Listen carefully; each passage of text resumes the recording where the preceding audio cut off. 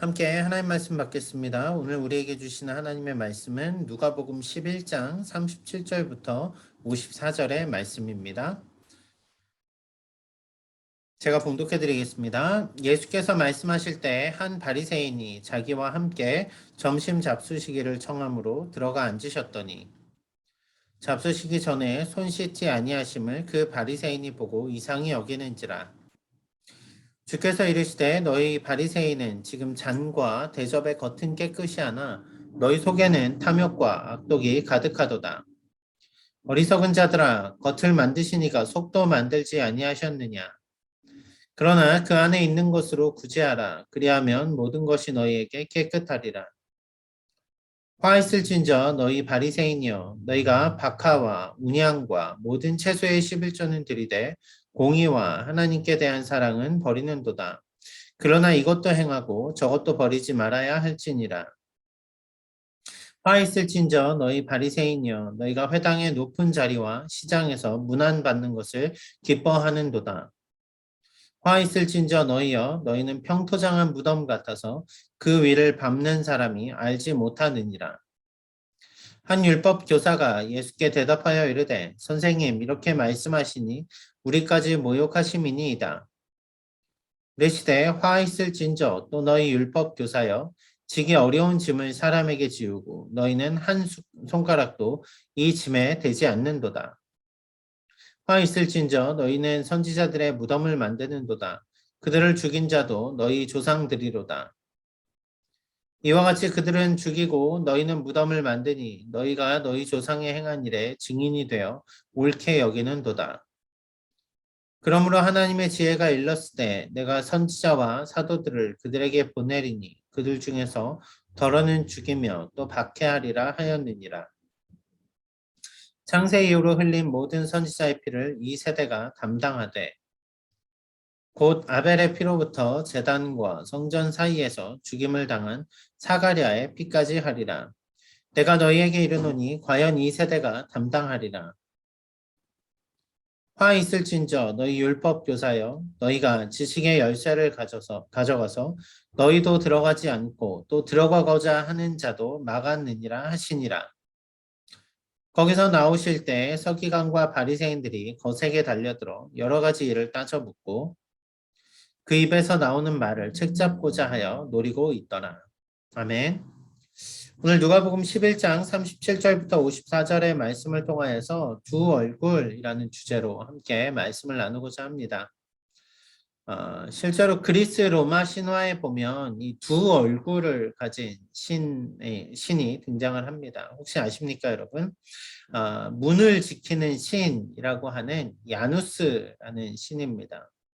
야누스라는 신은 두 얼굴을 가지고 있어서 마치 문처럼 열고 닫는 오픈되고 클로징되는 그 처음과 끝을 나타내는 의미를 담고 있어서요. 야누스의 달이라고 하는 야누아리우스라는 그 뜻이 우리가 쓰는 1월에 시작되는 라틴어의 어근이 됩니다. 제뉴얼이 이렇게 시작하지 않습니까? 그게 야누스의 달이라는 의미를 가지는 거죠. 무엇입니까? 모든 일의 시작과 끝을 알리기 때문에 시작을 알리는 달, 이전의 끝을 알리면서 동시에 시작을 알리는 달. 그래서 야누스의 달이라고 하죠. 실제로 문은 고대 로마에서 되게 중요했습니다. 전쟁에 나가고 들어오는 군인들의 그 입구, 그 문을 열 때 군인들이 나가고 들어왔으니까요. 그래서 야누스라고 하는 것은 상당히 그 두 얼굴을 가진 신으로서 전쟁과 중요한 연관이 되어 있었습니다.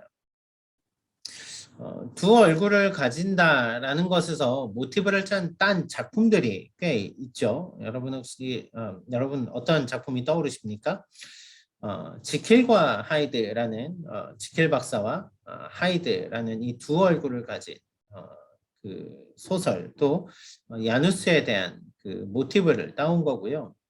실제로 그 원래 제목은 그렇지 않았지만 한국에서 아주 오래전에 방영된 미국의 드라마 헐크에서 보면 이 헐크의 제목이 두 얼굴의 사나이였습니다. 실제로 헐크를 보면 그렇지 않습니까?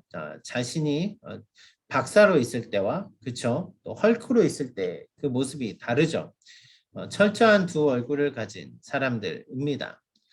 두 얼굴이라는 게 꼭 나쁜 의미만 가지진 않습니다. 두 얼굴, 여러분 우리도 가지고 있지 않습니까? 집에서의 우리의 모습과 직장에서의 우리의 모습 다르지 않습니까? 집에서 우리의 말과 직장에서의 우리의 말이 다르고요. 집에서의 태도와 직장에서의 태도가 다릅니다.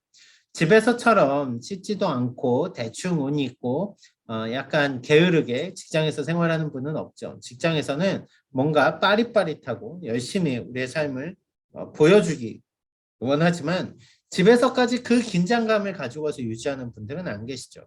집에서는 편하게 그렇게 살아갑니다.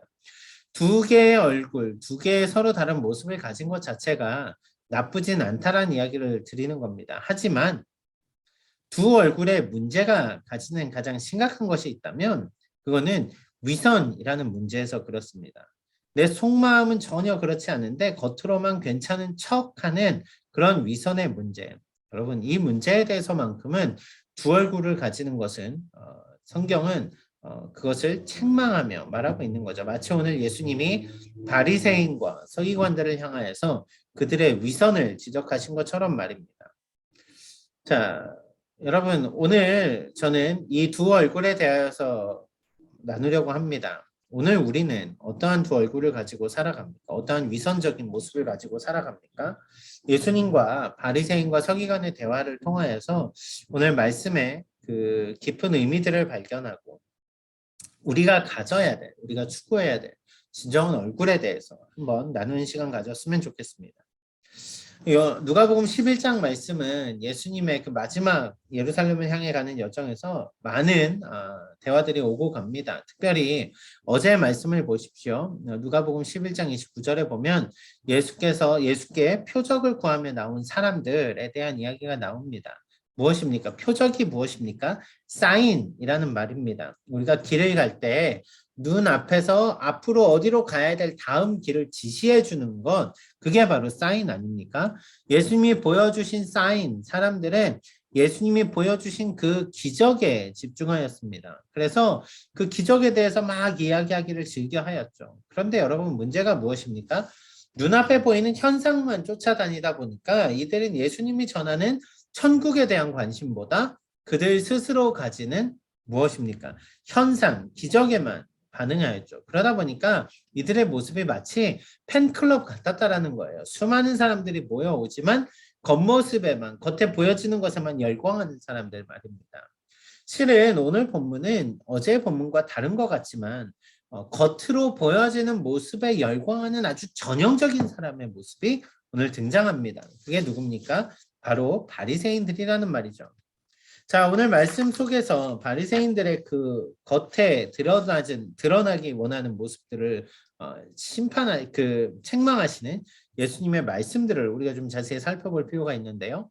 먼저 오늘 본문이 특별한 상황에서 일어난 것임을 우리는 알 수 있습니다. 어제까지 예수님은 많은 사람들과 함께 계셨는데 오늘 본문에 보십시오. 37절 말씀입니다.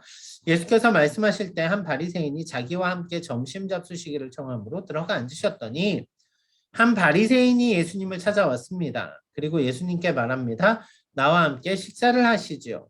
여러분 이거는 상당히 특별한 초대입니다. 왜요? 식사를 같이 한다라는 것. 한국 사람들 밥에 민감하지 않습니까? 언제 밥 한 번 먹어? 그렇죠? 우리는 같이 밥 먹는 사람을 식구라고 말을 합니다. 그처럼 먹는 문화는 우리에게 중요합니다. 이스라엘도 마찬가지입니다. 여러분 갈라디아서에 보면은 베드로 사도가 그 이방인 그리스도인들과 함께 식사하는 교제하는 장면이 나옵니다. 그런데 유대인 그리스도인들이 오자 베드로가 도망을 갑니다. 바울은 이것을 책망을 하죠. 왜요? 그의 외식하는 행동 때문에 그렇습니다. 여러분 왜 베드로가 도망갔겠습니까? 밥을 같이 먹는다라는 것은 내 삶을 공유하고 나는 이들의 생활을 받아들이고 이들은 나의 친구다. 그들의 주장을 받아들인다라는 의미들을 많이 포함해요. 그러니까 예수님이 바리새인과 함께 식사하신다라는 것은 바리새인의 입장에서 또 다른 바리새인이 볼 때 이 한 바리새인의 행동은 무척이나 특별한 행동이었다라는 것이죠. 더군다나 예수님께서 그 바리새인에 대해서 평소에도 많이 이야기하지 않으셨습니까? 그들의 행동에 대해서 질타하셨죠. 그런데 오늘 이 한 바리새인의 초대에 예수님은 응하십니다. 함께 점심을 드시기 위하여서 그 집으로 들어가 앉으셨습니다. 여러분 이 상황은 분명히 특별했습니다. 이전과는 다른 모습이었단 말입니다. 그때 예수님께 바리새인이 물을 가져왔겠죠. 정결 예식을 위하여서 손 씻을 물을 담아왔을 것입니다. 그런데 예수님이 손을 씻지 않으세요. 식사하기 전에 손을 씻지 않으십니다. 손을 씻지 않는다라는 거 여러분 어떤 생각이 드십니까? 요즘 같은 시대를 코시국이라고 말을 하죠. 코시국에서 남의 집에 초대를 받았는데 손도 씻지 않고 막 집안 물건들을 만진다면 여러분 어떻겠습니까? 막 손도 안 씻고 애들 만지는 장난감을 만지면 여러분 어떨 것 같습니까? 불편할 거예요. 왜냐하면 위생에 대한 문제에서 불편하기 때문에 그렇습니다. 그런데요. 예수님의 이 손을 씻지 않은 행동은 위생면에서 문제된 것이 아니었습니다. 더 본질적으로 이야기하면 바리새인이 예수님이 손을 씻지 아니하심을 보고 이상히 여기는지라 이렇게 말하잖아요. 이상히 여기다. 여기 영어 성경에 보면 was astonished라고 해서 수동형으로 씁니다. 예수님이 손 씻지 않는 모습을 보니까 이 바리새인이 깜짝 놀랍니다. 놀라게 됩니다. 아니 뭐 하는 일이지? 이렇게 반응하게 됐다라는 이야기예요. 이것은 깜짝 놀라다라는 표현이 더 맞는 것 같습니다. 이상하게 여기다보다는 깜짝 놀라게 되었습니다. 아니 도대체 왜 이런 행동을 하시지? 왜냐하면 정결의식이 무엇입니까? 단순히 위생을 위해서 하는 행동이 아니라 이스라엘의 거룩함을 유지하기 위하여서 하나님이 주신 거룩의 법도들입니다. 그런데 실은 이게 손을 씻는 것은 성경에 나오는 구약에 나오는 정결례에 들어가지 않아요. 그들이 스스로 만든 예식입니다. 여러분 예수님이 이 일을 하지 않으신 것 너무나 의도적이지 않을까요? 왜요? 들어가는 길에 손 씻으러 갔다 올게요 라고 말하는 게 아니라 손 발을 씻을 물을 대접을 해줍니다. 그런데 예수님이 손을 씻지 않으셨다는 것은 의도적으로 행동을 하셨다는 거예요. 그 의도적인 행동에 바리새인의 반응도 무척이나 의도적이었습니다. 어떻게 이럴 수 있는가? 그때 예수님이 오늘 이 이슈에 대해서 이렇게 이야기를 하시면서 바리새인들의 행동을 먼저 지적하십니다. 39절 말씀이요. 주께서 이르시되 너희 바리새인은 지금 잔과 대접에 겉은 깨끗이 하나 너희 속에는 탐욕과 악독이 가득하도다. 잔과 대접의 겉은 깨끗이 하지만 그 속은 썩었다라는 이야기죠. 여러분 이런 생각을 해보시죠. 외국에서 온 분이 이러한 물건을 봤다고 합시다. 하얗고 아름다운 백자 항아리 단지입니다.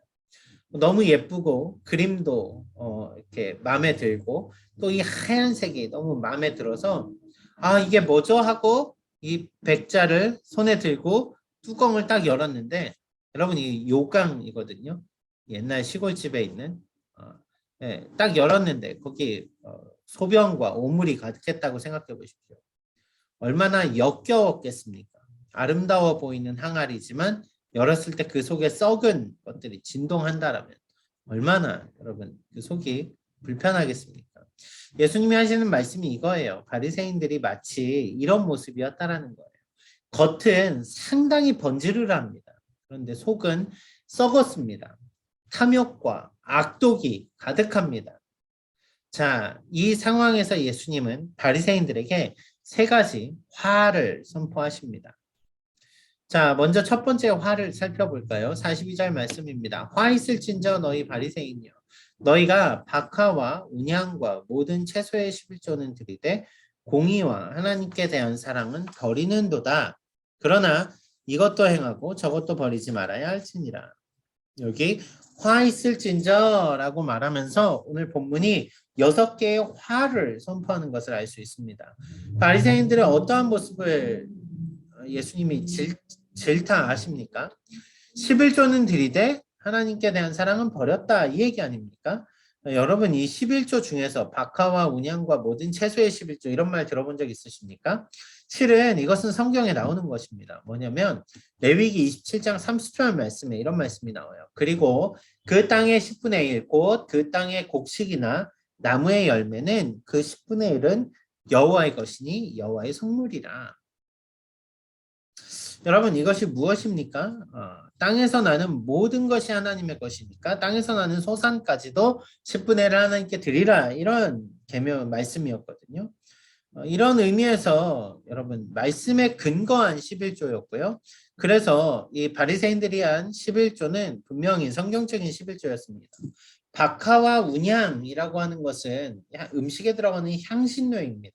많이 쓰질 않아요. 아주 작은 조각들이죠. 그 작은 조각의 10분의 1까지 띄어서 드릴 정도로 이들은 아주 열심히 그 율법을 지켰습니다. 그런데요, 여러분, 이들이 열심히 지킨다 말하는데 왜 그들이 열심히 하는 것을 예수님은 화 있을진저라고 말씀하셨을까요? 여러분, 이들의 가장 큰 문제는 하나님이 주신 율법은 지킬 줄 알지만 하나님께 대한 공의와 사랑은 버렸기 때문에 그렇습니다. 무엇입니까? 내가 이만큼 11조를 해. 내 할 일은 다 했어. 라고 말하면서 이웃을 향한 사랑은 실천하지 않더란 이야기예요. 11조의 원리가 무엇입니까? 나의 10분의 1을 통하여서 객과 고아와 과부, 도움이 필요한 사람들을 돕는 것 아닙니까? 그런데 하나님 앞에 내가 11조를 했으니까 내가 할 건 다 했어 라고 말하면서 자신의 것을 들여서 자신의 시간과 마음과 물질을 들여서 이웃을 사랑하는 일은 하지 않더란 이야기예요. 결국 이것은 무엇입니까? 여러분 사랑만 없는 게 아니라 이건 하나님의 공의도 없는 거예요. 왜냐하면 하나님이 율법을 주시면서 이것을 왜 지키라고 하셨습니까? 너는 마음을 다하고 뜻을 다하고 힘을 다하여 주 너의 하나님을 사랑하라. 그리고 내 이웃을 내 몸과 같이 사랑하라.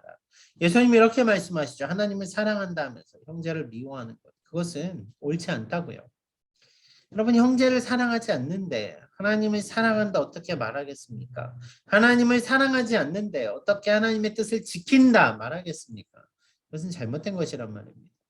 여러분 우리가 신앙생활을 하면 이 유혹에 많이 빠져요. 뭐냐면 내가 뭔가 주일 예배를 잘 드리고 있고 봉사를 열심히 하고 있고 내가 헌금 생활을 잘하고 있으면 내가 괜찮은 사람이다라고 착각을 해요. 그런데요. 여러분 내가 그렇게 열심히 신앙생활하면서 이웃은 돌보지 않아요. 아무런 실천이 없어요. 내 안에 아무런 감동도 없어요. 그렇다면 여러분 그건 잘못된 거 아닙니까? 특별히 예수님은 바리새인들의 이러한 말씀을 바리새인들의 행동을 지적하시면서 우리가 간과해서는 안 될 말씀을 해주세요. 무엇입니까?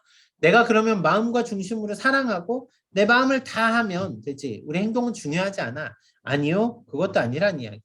예수님의 마지막 말씀을 보십시오. 이것도 행하고 저것도 버리지 말아야 할지니라. 우리의 마음과 사랑과 행함이 함께 가야 된다라는 것을 오늘 말씀을 통하여서 예수님은 보여주시는 것입니다. 바리새인들은 행함은 있었지만 사랑은 없었습니다. 오늘 우리 삶 가운데는 사랑과 함께 행함이 같이 가야 됩니다. 예수님은 그 가운데 진정한 은혜가 있는 것을 선포해 주시는 것입니다. 왜요? 행함만 있는 믿음이 화라는 것을 우리에게 알려주셨기 때문입니다. 두 번째 화에 대해 살펴보죠. 화 있을진저 너희 바리새인이여 너희가 회당의 높은 자리와 시장에서 문안받는 것을 기뻐하는도다. 바리새인들이 열심히 신앙생활을 하다 보니까 사람들이 그들을 칭송하기 시작합니다. 그들을 높여주기 시작하더란 말입니다. 그러다 보니까 문제가 생겨요. 바리새인들의 모습이 점점 바뀌게 되더라는 이야기예요. 어떻게요? 교만하게 말입니다. 여러분 이게 어디서 생기냐면요. 종교적인 열심이 나의 공로가 되는 순간 교만해집니다. 예, 이렇게 얘기해 볼게요. 교회 처음 왔을 때 막 사랑과 감격이 넘칩니다. 너무나 행복해요. 그런데 열심히 신앙생활 하다 보니까 세례를 받습니다. 열심히 신앙생활을 하다 보니까 집사 직분을 받습니다. 또 열심히 신앙생활을 하다 보니까 장로, 권사의 직분도 받습니다. 저처럼 목사가 되기도 합니다. 그런데 이 나의 열심이 가져온 결과가 나의 공로가 되는 순간 우리는 바리새인이 돼요. 아, 내가 목사인데 이 정도 대접은 받아야지. 내가 장로니까 내 말이 이 정도 사람들이 따라줘야지. 여러분 이렇게 내가 나를 높임받는 일을 기꺼이 여기는 순간부터 우리는 무너져 버리게 되더라는 이야기입니다. 여러분 그것은 화입니다. 결코 복이 아닙니다. 우리가 겸손히 주님의 길을 쫓아갈 때 우리는 은혜를 누리게 된다는 말입니다. 세 번째 화에 대해서 살펴볼까요? 44절입니다. 화 있을진저 너희여 너희는 평토장한 무덤 같아서 그 위를 밟는 사람이 알지 못하느니라. 여러분 모르고 지나갔는데 밟은 게 똥이었다고 생각해 보세요. 얼마나 불편하고 불쾌하겠습니까? 그런데요, 이스라엘에게는 이 대변보다 더 불쾌하고 불편한 것이 있습니다. 어, 부정한 것입니다. 여러분 이방인들을 부정하게 여겼죠.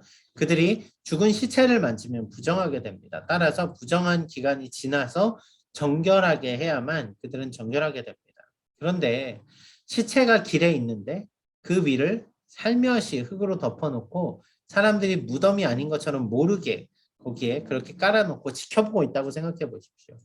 그거를 밟고 지나가는 사람들은 그냥 땅인 줄 알고 밟고 지나가요. 그게 바로 평토장한 무덤입니다. unmarked grave라고 하죠. 아무도 모르게 무덤을 거기에 둡니다. 그래서 밟는 사람들이 알지 못해요. 하지만 그들은 부정하게 됩니다. 바리새인들이 하는 행동이 이랬다라는 이야기예요. 사람들에게 여러분 겉은 아무 일 없는 것처럼 이렇게 보이게 만들지만 결국 그들의 삶을 어떻게 만들어요? 부정하게 자꾸 만들어요. 그게 바리새인이 하는 일들이었다는 말입니다. 결국 바리새인의 이 일들을 통하여서 이스라엘은 어떻게 됩니까? 죄 가운데 무너지게 되는 것입니다.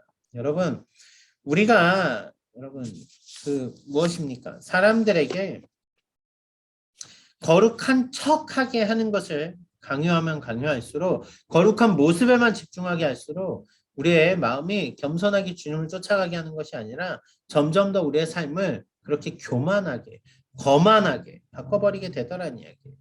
결국 죄를 가리고 숨기고 겉으로만 거룩한 척하는 그리스도인들. 오늘 그것이 우리가 질타받는 문제 아닙니까? 평토장한 무덤 같은 인생. 우리가 그런 삶을 살아서는 안 되겠죠. 오늘 바리새인들의 세 가지 화에 대해서 선포하셨습니다. 그런데 이때 그 예수님께 바리새인들의 화에 대해서 선포하신 예수님께 반대하는 의견을 낸 사람이 나옵니다. 누굽니까? 율법교사입니다. 45절 말씀을 보시죠. 한 율법교사가 예수께 대답하여 이르되 선생님 이렇게 말씀하시니 우리까지 모욕하심이니이다. 이것은 우리를 모독하는 행동입니다. 그러자 예수님께서 이 율법 교사들에게도 말씀해 주십니다. 여러분 율법 교사가 무엇입니까? 우리가 흔히 말하는 서기관입니다.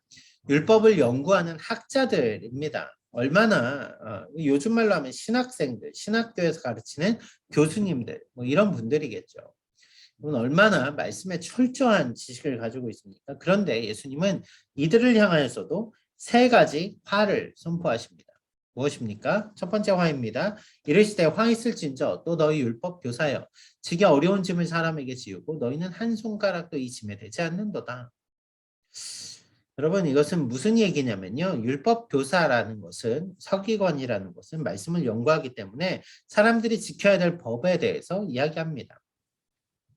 모든 도덕법이 무의미한 것은 아닙니다. 법 자체는 중요합니다. 그리고 법을 지키는 것, 윤리적으로 살아가는 것 몹시 중요합니다. 그런데요, 법이 법으로서만 존재하면 지키지 않는 사람들을 옳과 매는 범죄, 그런 어떤 틀이 되어버리는 순간 법은 의미를 상실합니다. 법의 의미는 무엇입니까? 하나님이 왜 율법을 주셨습니까?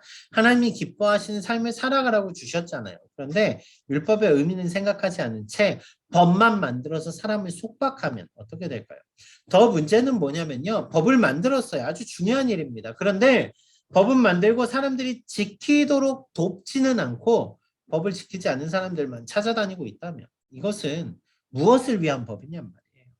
결국 율법교사가 한 일은 무엇입니까? 법을 열심히 만들어서 사람들에게 짐을 지우는데 그 짐을 잘 지도록 돕는 일은 하지도 않더라는 이야기입니다.